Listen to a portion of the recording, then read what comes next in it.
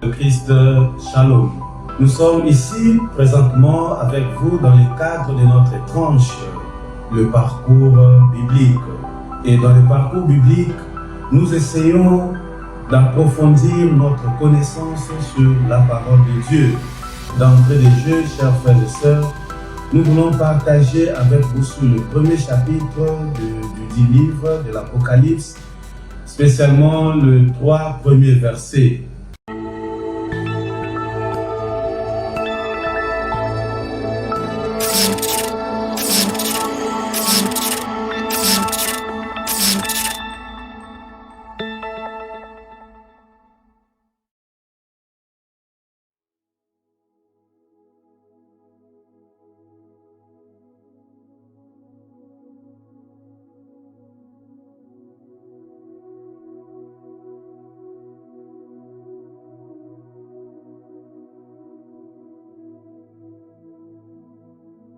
Les 3 premiers versets du livre de l'Apocalypse constituent ce que nous appelons le prologue. Et c'est quoi le prologue? Le prologue, c'est justement un discours qui vient avant, c'est-à-dire une introduction, une préface qui nous prépare à entrer dans le vif du matière. Le prologue nous permet déjà de déceler l'intrigue du corps de message dans son entièreté ou dans sa globalité. Et les 3 premiers versets veulent justement nous dire de quoi il s'agit dans l'ensemble du livre de l'Apocalypse.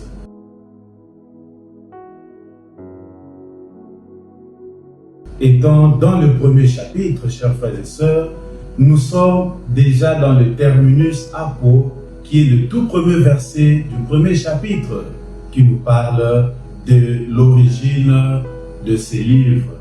Et l'origine, ou bien le terminus apo, nous commence avec le terme la révélation, apocalypsis, ce terme grec qui nous renvoie à la révélation.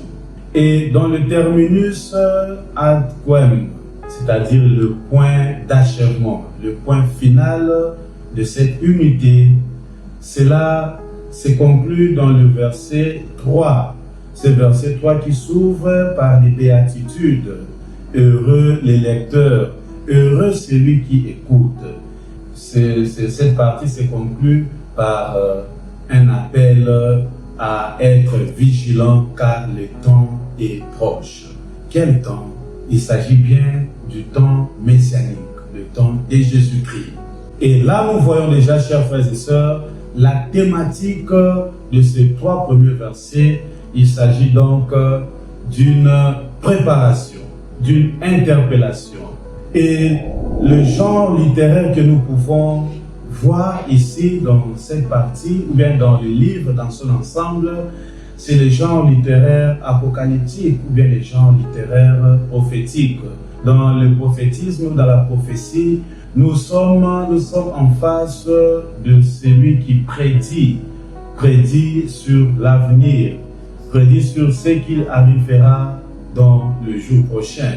Et nous pouvons comprendre aussi ce prophétisme comme un avertissement, un danger qui guette le chrétien. Alors voilà, celui qui reçoit la mission obtient le mandat d'interpeller la conscience.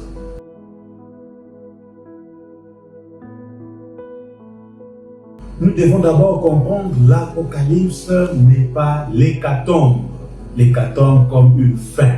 Mais l'Apocalypse, c'est plutôt les livres qui nous révèlent, les livres qui mettent en lumière les choses cachées. Alors le dévoilement dans les livres, dans ces 3 premiers versets, est fait par Jésus. C'est Jésus qui vient révéler. Il révèle quoi? Ou il révèle qui? Jésus fait sa propre révélation. Donc c'est la révélation faite par Jésus, et cette révélation porte sur lui-même, sur la personne de Jésus elle-même. Alors un voyant fait un récit, il dit ce qu'il a vu. Qu'est-ce que le voyant a vu? Ou qu'est-ce que Jésus veut nous révéler? c'est lui-même, mais bien sûr, la nouvelle Jérusalem, un nouveau monde. Le nouveau monde pour lequel Jésus est venu ici sur terre pour rétablir. Mais dans cette révélation, comme nous venons de le dire, Jésus est celui qui se révèle, qui se manifeste. Et il nous parle de lui-même. Mais en même temps, Jésus reçoit cette mission. Jésus reçoit ses mandats. Le 3e verset nous parle de Jésus comme l'ange de Dieu, l'ange comme messager, l'ange comme un envoyé, celui qui reçoit la mission de parler, la mission reçue de la part de Dieu lui-même. Et dans cette mission que Jésus-Christ a reçue de la part de Dieu, il veut justement souligner le combat que nous devons mener contre le mal. C'est-à-dire, le chrétien doit être courageux à affronter le mal, à affronter les diables avec l'idée ou avec la conviction selon laquelle nous sommes vainqueurs, nous sommes victorieux. L'Apocalypse n'est pas la fin du monde, mais nous le répétons encore, c'est la révélation. Qu'est-ce qui nous est révélé, chers frères et sœurs? L'Apocalypse nous révèle l'amour de Dieu, comme toute la parole de la Bible.